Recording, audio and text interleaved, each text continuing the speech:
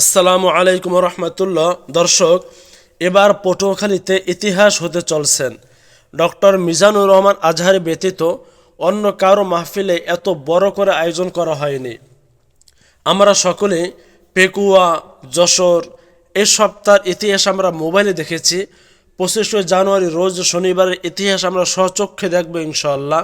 দর্শক, আপনারা ইতিমধ্যে দেখতে পারতেছেন, আমি পূর্বে একটি ভিডিওতে বলেছিলাম যে শহীদ মিনারের পশ্চিম পাশে যে জায়গাটা আছে ওই জায়গাটা একেবারে বালু দিয়ে ভরানো হয়েছে যাতে ওখানেও লক্ষাধিক মানুষ বসতে পারে। এই জন্য আপনারা দেখেন এই জায়গায় বালু দিয়ে ভরার পরে ল্যাম্পস আনা হয়েছে।